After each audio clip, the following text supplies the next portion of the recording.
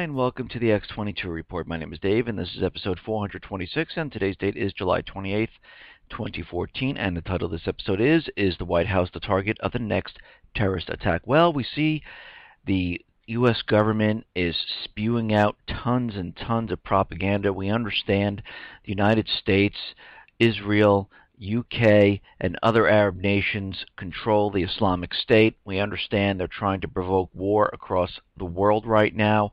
We understand that all the players are the same. It's going to be Russia, China, North Korea, Iran, Syria, Brazil, Venezuela, and many, many other countries that are going to be involved in this. And we can see that the United States government central bankers are continually pushing propaganda that the United States is going to be hit with a terrorist attack. Now, this is the event that they're going to use to bring us into war. Now, just today they had propaganda out there stating that North Korea was going to launch a nuclear missile at the White House if they don't stop provoking what's going on in North and South Korea in that region. And we can see right now that yesterday I reported on that the Islamic State said that they were coming after Barack Obama. Now, they're playing up this propaganda that they're coming after the Capitol, they're coming after the president, and hopefully this will allow everyone to look at this and say, oh my God, when this happens, we better retaliate. And we can see right now that this is all propaganda. They're paving the way. They're creating the narrative, the story to present to you when this does occur. And this is going to be huge. We already have people out there saying that they're going to be hitting many areas. Dr. Jim Garrow's out there saying that, yes, from reliable sources, that they're going to be hitting shopping malls all at the same time across the country. We understand the president right now, working with the FCC, wants to broadcast to the entire nation all at once. We see the 9/11 system needs to be interactive across the United States instead of being in different regions. They want it to be able to transfer information. So all this is being played up and being pushed and prepared for what is coming, because we see that this economy is completely falling apart. I mean, it is not getting better whatsoever, and all we see is more and more manipulated, illusionary numbers coming out, more excuses of why it's happening. They can't use the bad weather anymore, so they're moving this into other stories to create the illusion that the economy is actually recovering, and we know it's not. I mean, look at this. We're coming up on the second quarter here, and they're going to announce the GDP numbers. And now they're making all the excuses way up front, saying, the second quarter GDP numbers might not be as high as we thought it was going to be, but it's going to be pretty good because of consumer spending. We think it's going to be pretty darn good. And we even have quotes coming out from economists, that completely missed the first quarter. But they're out there, and they're saying that pretty much across the board, components will look better. I do think we can sustain a 3% growth number for the next couple of quarters. And it looks like the economists expect upward reversions to output for the last 3 years, noting that an alternative growth measure, gross domestic income, is running above GDP. The government tends to revise GDP towards GDI now. So we can see how they're completely manipulating and pretty much molding what they want, because you have to remember these illusionary numbers are separating from what's happening in the real economy, and they need to keep this illusion alive. Why do they need it to keep it alive? Because they have this event that's going to occur. They can't have it happen too soon. They're laying the foundation for it. They want this to occur specifically when they need it, when the economy starts crashing, and they have this all set up, ready to go. But Gary Shilling was out there, and he's saying that the second quarter GDP is going to be closer to 1% than to 3%. It might even be in the negative range. But I'm going to say they're going to manipulate the numbers pretty darn well to try to get this in the positive range. And we have to remember, going back to the first quarter, we were down negative 2.9%. If they make it up to 3%, what is that, a 5.9% growth? That is absolutely ridiculous. Because if we look at what's really going on, consumer spending is 69% of GDP, and it has barely grew in the quarter. According to monthly data, real consumer spending fell 0.2% in April, 0.1% in May. June's numbers, they're not really released now, but they're looking at about 0.1%. So when we look at this, we can see it is going absolutely nowhere. And if we look at real estate sales, that is also going nowhere. Now, let's take a look at the job situation here. They're telling us how great the job sector is, how we're down to 6.1%, and it's just getting better. And what are we seeing? Well, tech jobs since the beginning of this year. This is not including Microsoft right now. And this is coming from Challenger, Gray, and Christmas. They came out and they released their data on tech sector job cuts since the beginning of this year, 2014. And we're looking at a total of 48,000 jobs cut. We're up about 68% compared with the same period of last year. Up 68%. And this is not even including Microsoft's 18,000. If we include that, we're at 66,000. This is just tech jobs. Let's take a look at the tech firms here. Hewlett-Packard, 16,000 jobs. Intel, 5,350. Maxima, 1,600. Living Social, 1,500. Texas Instruments, 1,100. Verizon, 1,092, Dell 1,000, EMC 1,000, Intel 1,000, Sony 1,000, Verizon Call Center 600, Center Partners Call Center 500, Cox Communication 500. So we can see that these job numbers that they're throwing at us are completely fake. They're an illusion, and these are just the tech jobs. What about Barclays? What about RBS? What about all the retail stores?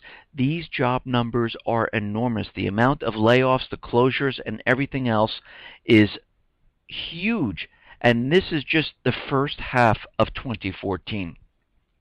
Now, we saw new home construction prices, new home construction sales completely missed. They were down 20%. And what are we seeing now? Well, pending home sales tumble from recovery highs. This is the biggest miss in 2014.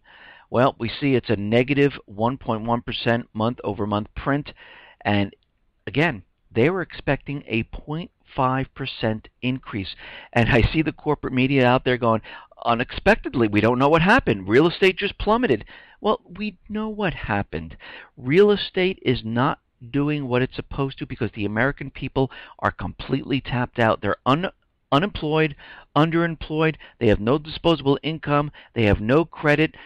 Most of the people had foreclosures or short sales. They're not going out there purchasing the houses. The people that were investment companies, hedge funds, foreign investors, all paying in cash. And right now, this is starting to falter. It's falling apart, and they can't keep the pace up. And this is why we're seeing this completely implode on itself. And this is the hot season. This is the hot season for real estate. We are at the end of July going into August, and you have to remember, most of the people want to be in their homes before the school year, and we're coming very, very close to this. And now we're going to start to see real estate really implode and decline as we exit the summer months and head into the fall months, and it's really going to start to look bad. And right now, Yun forecasts existing home sales to be down about 2.8% for the rest of this year or lower, and I think it's going to go much, much lower. I think they're using propaganda to make it seem like everything is fine, that we have this illusion that home sales is going to rebound for some apparent reason, which we don't see, because we know that Bank of America, Citibank, Wells Fargo, JP Morgan Chase, and a lot of the other small mortgage companies, they've been laying off thousands upon thousands of people starting back in August of 2013 and going forward, because they knew the American people were not taking out mortgages, so they don't need the people in the department. If the housing market was expanding like they say, and people are going out there purchasing homes and they'd be taking out mortgages, we would see all these departments expand. We would see retail expanding their stores. We would see new construction going up everywhere, new homes, single-family homes. We would see all of this happening, but we do not.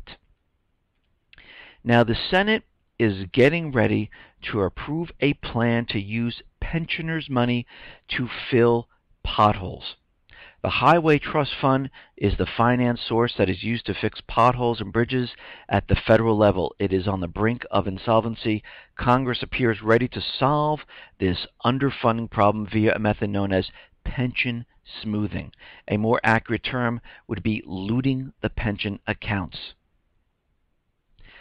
Now, Congress can change the rules so that companies will have no longer to fund their pension deficits. Since companies' pensions contributions are tax deductible, lower contributions means more tax revenue for the government. This will be used to fund the highways. It will also ultimately result in more companies not having enough funds to make retirement payments down the road. Since not only will the shortfall in contributions have to be made up, but the foregone interest that would otherwise have been earned will have to be made up also. The House has already passed the pension smoothing measure, and the Senate is expected to vote on the plan this week. Now, as we know, many countries, many companies are starting to pretty much dump the dollar, bring on another currency just in case the dollar collapses. And we see this happening all throughout the world. We see a lot of U.S. companies doing it.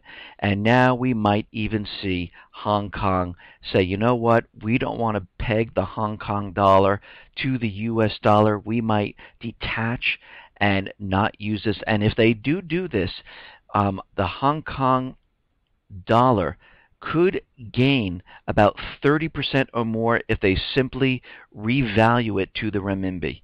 And it looks like they might be getting ready to do this. So we can see all across the globe, everyone is taking precautions. They're getting ready for the dollar to collapse. And they understand that it is collapsing. I mean, Russia understands it. China understands it. The BRIC nations realize what's going on. They realize the central bankers are out there and they are continually pushing war, and they're not going to stop, because they realize this dollar is going to collapse. They need another group or country to blame the collapse on, because they do believe when this great war is over, they're going to emerge from their bunkers and completely restart the entire system all over. Of course, they think they're going to win the war, and they're going to do away with the Constitution, and they're going to have their one world government. But this is a long way off, but this is what they believe is going to happen, and this is why they're pursuing it, and they're trying to push and provoke and provoke and provoke other countries into starting something, and if they can't, they will do it themselves. Now, we understand that there are trolls all around the net.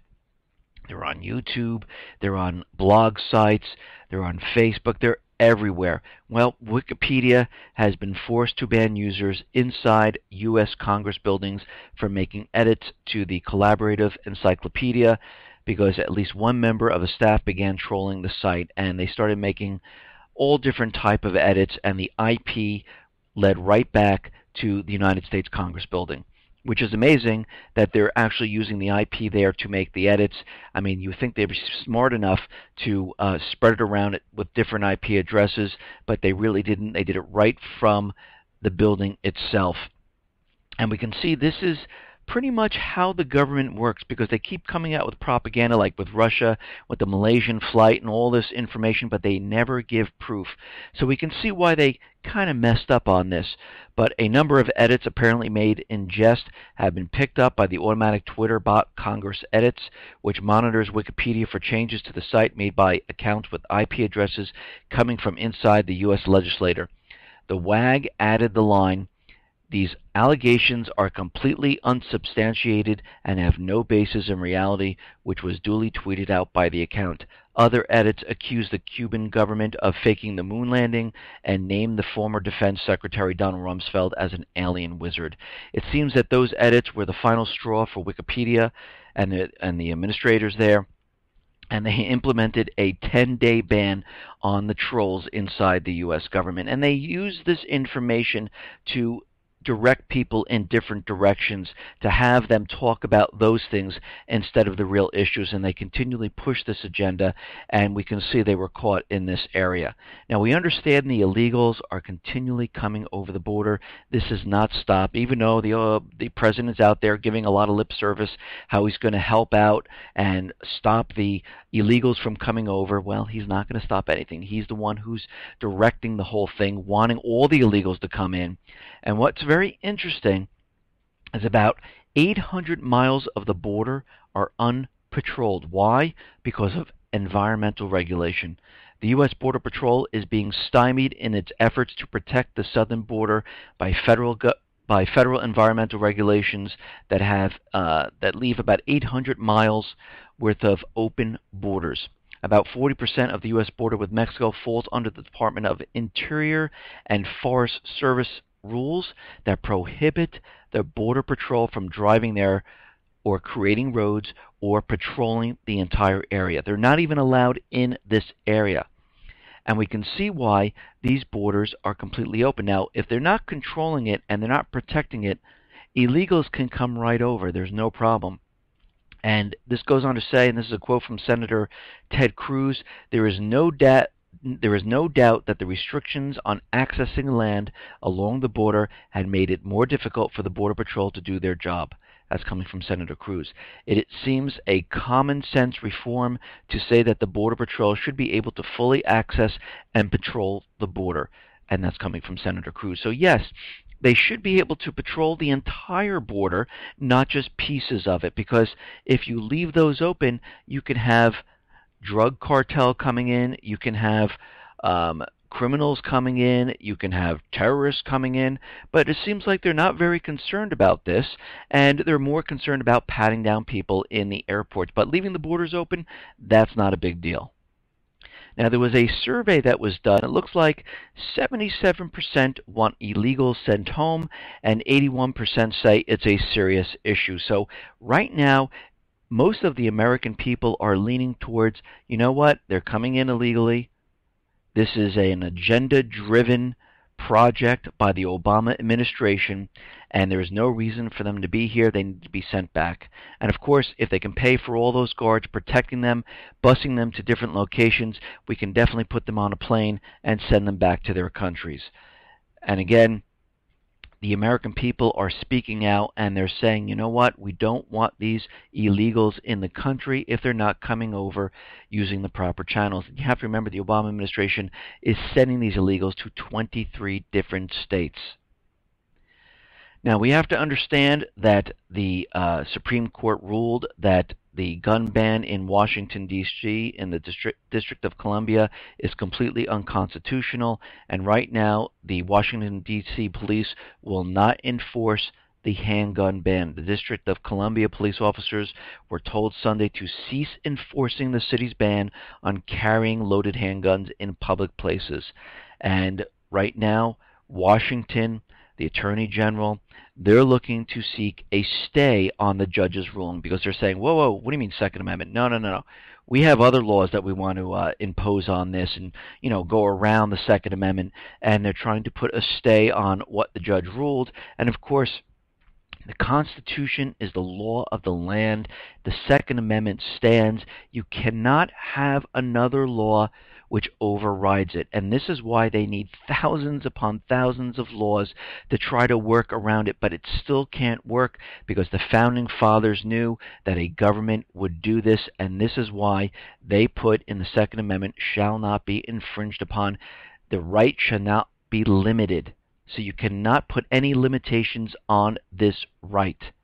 And of course, the freedom of speech, the searching without a warrant, none of these can be overwritten by any type of law because these are the rights. We are born with them, and this is the law of the land.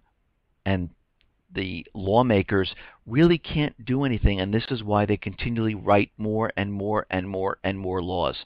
I mean, if you really look at it, there's about like 2,000 gun laws on the books.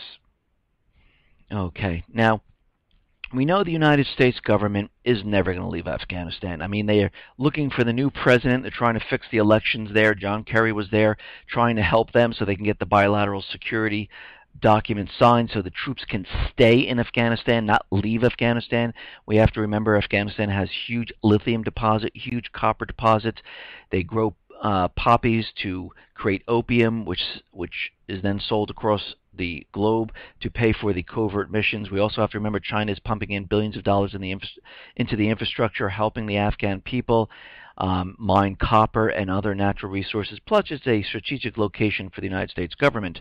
So they are never going to leave. And right now, the Government Oversight Agency says the Pentagon has lost track of more than 40% of the firearm weapons inside Afghanistan. Well, this is absolutely ridiculous.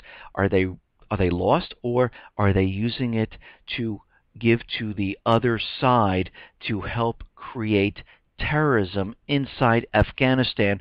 So the United States needs to stay there, and they have some type of mission. And this is exactly what it seems like they're doing, because they just don't go missing. It's not like misplacing one gun. This is 40% of the arsenal that they use, and this is about $626 million worth of firearms.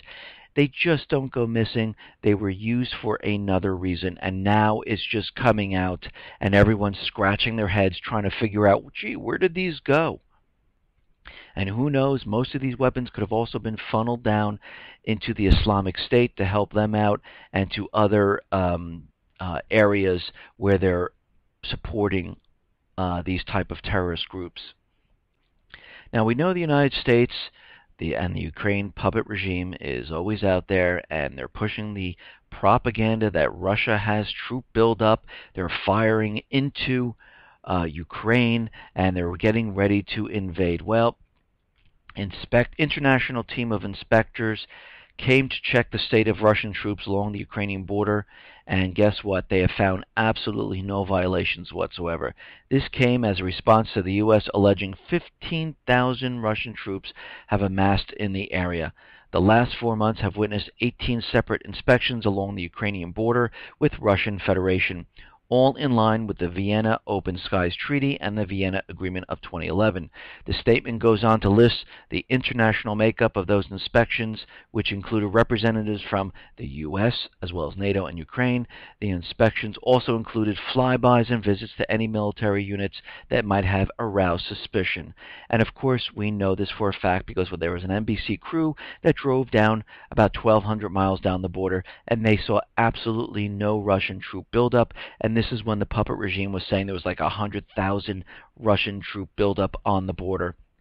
They've also flown U.S., French, Ukraine officials on the border using the Open Sky Treaty, and they have never found anything. And here's the latest inspection. And again, it's all propaganda to make you believe that Russia is the bad country. They're coming after us. They're invading. They're getting ready to hit the United States with their digital bombs to bring down the financial sector, to bring down the power grid. And we all know this is going to be an inside job, and the U.S. government central bankers will cause it to get the American people all riled up to go to war, to cover up their collapse of the fiat system. Now, it looks like Congress is looking to have Ukraine join NATO as a non-NATO ally status. Now, they're doing this so they can provide them with military weapons, and it gives them more aid to the country, and it will allow the United States to give military assets to Ukraine. And we can see they're pushing this agenda, and they definitely want this to happen. Now, there's a lot of heavy fighting going on around the MH17 crash site, and this is coming from the Ukraine side, the anti-terrorism forces. They are bombarding the area, and it looks like they're trying to pretty much take control of the MH17 crash site. Now, you have to remember, the Malaysian police are coming into this area, and the UN has just came out and they said that downing the plane may be a war crime, as growing conflict prevents police teams from reaching debris fields. So we have the Ukraine army, I shouldn't even call them an army, they're an anti-terrorism force, bombarding the area, trying to take over this area, pushing the pro-Russian people out And they're the ones who gave permission of the Malaysian police to come in. They want to do a full inspection of the area, and it looks like Ukraine doesn't want them to see something. So they are hitting this area very, very hard, trying to take over the area and pretty much push everyone out at this time. But this is not being reported pretty much anywhere, and of course they're not going to report it because the U.S. government, the Ukrainian puppet regime, were all behind downing this plane. The missile did not come from Russia. It did not come from the pro-Russian side. It was fired from the Ukrainian side. Russia has already shown their satellite image of a missile taking off, which was in the Ukrainian side. We saw a missile launcher with a missile missing. That was also on the Ukrainian side, and they tried to make it look like it was on the pro-Russian side, but they drove past a billboard, which gave it away. So we can see everything they do is complete propaganda, and they can never give us any type of real hard facts. Now you have to remember, they have the NSA, they have the satellite imagery focused right on Ukraine because they're keeping an eye on what's going on. They have ships in the Black Sea, and all they can give us is blurred satellite photos. The first one was from 2010, then they corrected it, made it from 2014, but it's not even their images. This is coming from like Google Earth, and then they're drawing on it. Where is the real military intelligence? They don't have any, and if they do, it implicates Ukraine, and this is why they don't want to hand it over. Now, Russia is out there, and they're saying Ukraine trying to take over the MH17 crash site is in violation of UN Resolution 2166. And the resolution is the demands that the armed groups in control of the crash site and the surrounding area refrain from any actions that may compromise the integrity of the crash site, and demands that those responsible for the incident be held to account. So it looks like the puppet regime in Ukraine is doing whatever they want. They're not paying attention to the UN resolution because they're trying to cover up what they did. Now, it looks like Ukraine, as we know, their economy is collapsing ever since the United States government, the EU, came in there, had their coup d'etat. It demolished the economy in Ukraine. They have no gas flowing into Ukraine. They lost the southeastern section. They lost Crimea. And pretty much everything is falling apart. The government's falling apart, but don't worry. They need to raise revenue. So what are they doing? Well, the Ukrainian government is considering a super income tax for oligarchs. And this is coming from Prime Minister Yatsenyuk. And, you know, this is the one who is resigning. But before he leaves, I guess he's implementing this new super tax. And we know what happens when this occurs. Then it floats down to the middle, then down to the lower class, and pretty much everyone then is taxed. And we can see right now that they need to impose these taxes because they're short on cash. There's no revenue coming in. The country's collapsing. People are protesting. They don't want to be drafted into the armed forces to go fight against their own people. The whole entire thing is falling apart. And we have to remember, before all this happened, Ukraine was one country. There was no fighting. Everyone got along. They just got aid from Russia. They had gas flowing into the country. And now it seems like, yeah, they're much better off, which they're really not. Now, as we know, Israel right now is continually bombarding Gaza, and that has not stopped. They're hitting hospitals, they're hitting schools. But what's very interesting, and this is coming out of the Independent in the UK, and they're saying that they have the playbook that they're using for this entire war that's going on. And this playbook is well researched and a confidential study on how to influence the media and public opinion in America and Europe, written by the expert Republican pollster and political strategist Dr. Frank Lutz. The study was commissioned 5 years ago by a group called the Israeli Project with offices in the U.S. and Israel.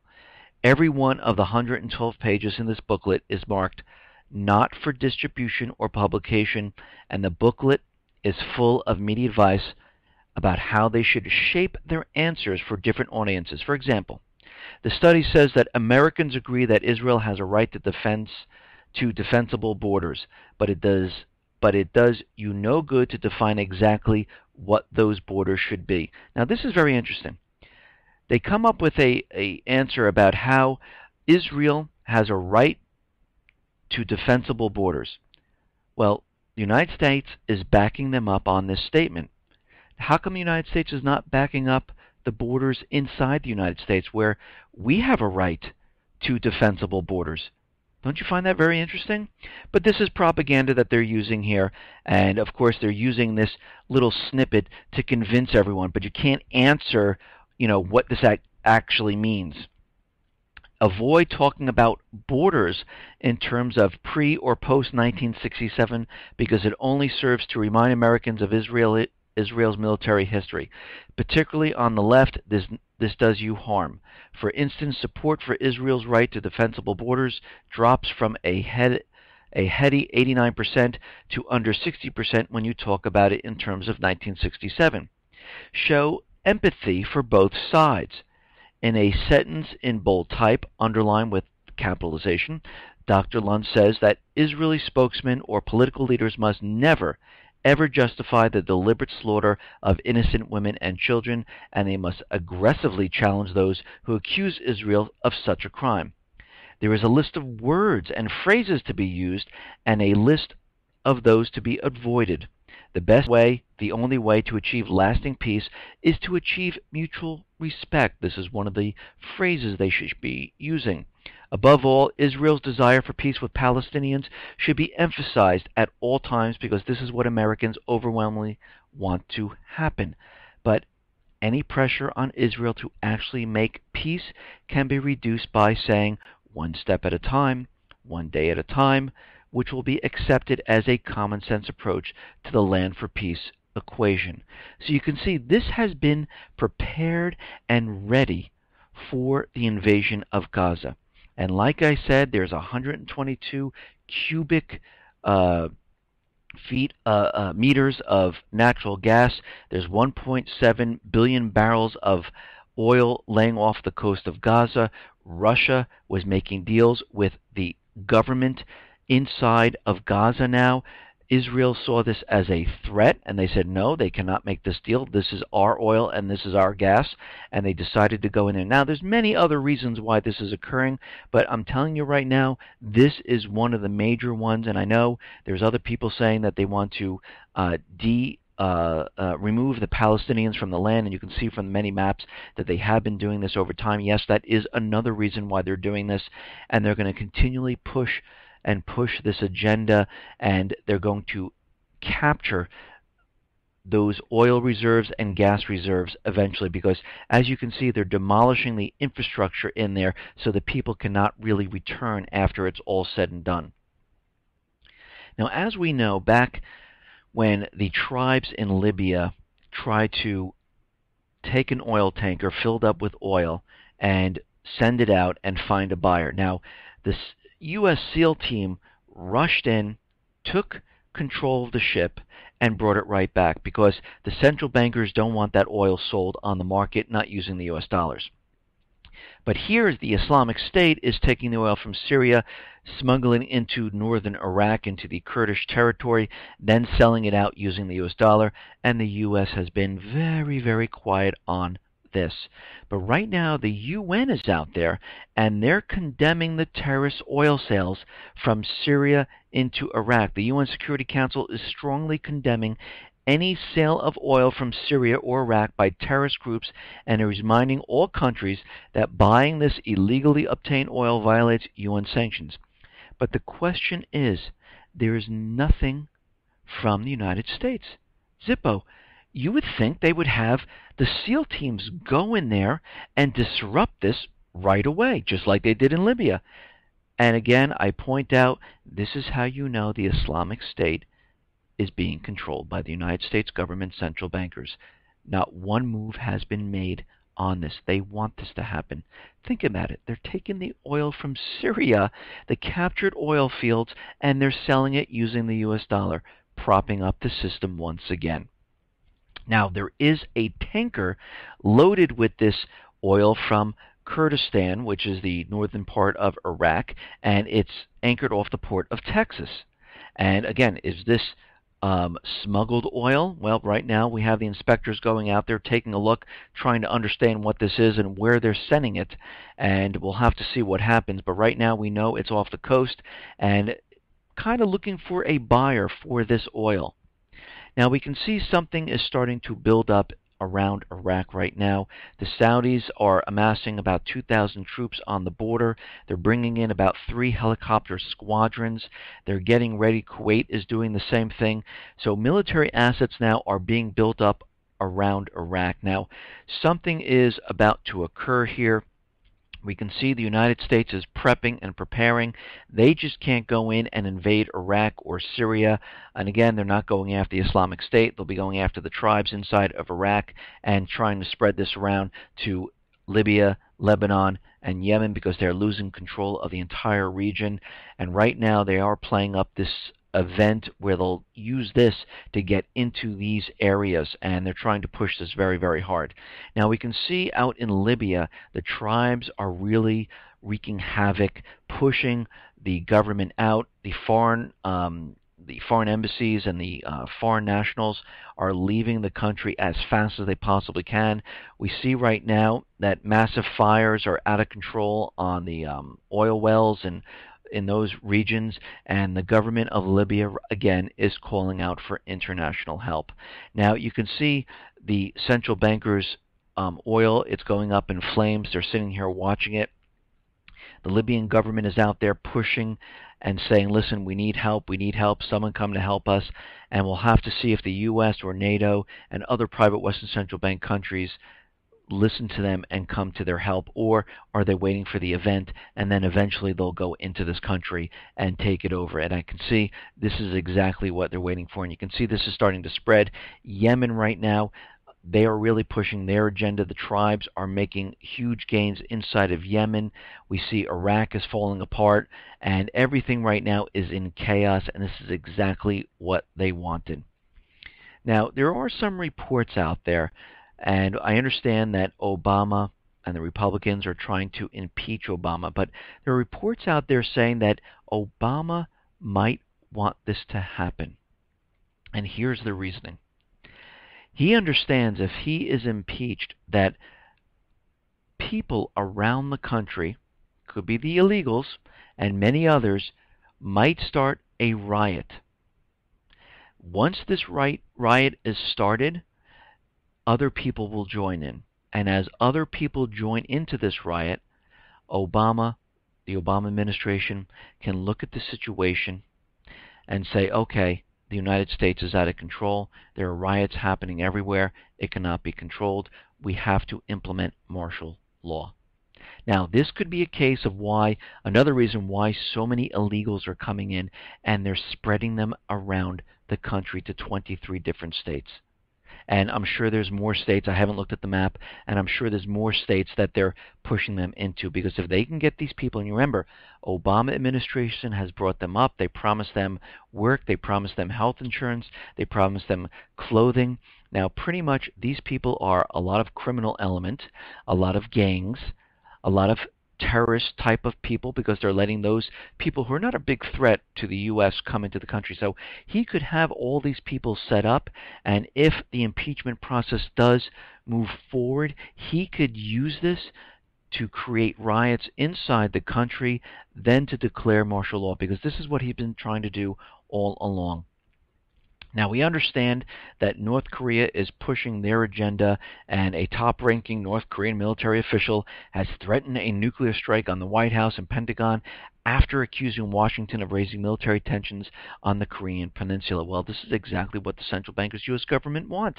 They're trying to provoke each one of these countries. You have to remember the players are all the same, and they need the American people to believe that the White House is vulnerable, that Barack Obama is vulnerable, and terrorists could be coming, North Korea could be coming, and they're using this. We might even see explosions occur in the White House to make it look like, yes, we've been attacked, and we know exactly who they are, because they always know exactly who it is once it happens. That's how fast their intelligence is. And we know this is all fake and phony, and it's all set up. It's a false flag event. And we can see they're building up for this, and they're using the propaganda to convince everyone that this is how it's going to happen. Listen, everyone, thanks a lot for listening. Be well, be safe, and especially be prepared. Thanks a lot.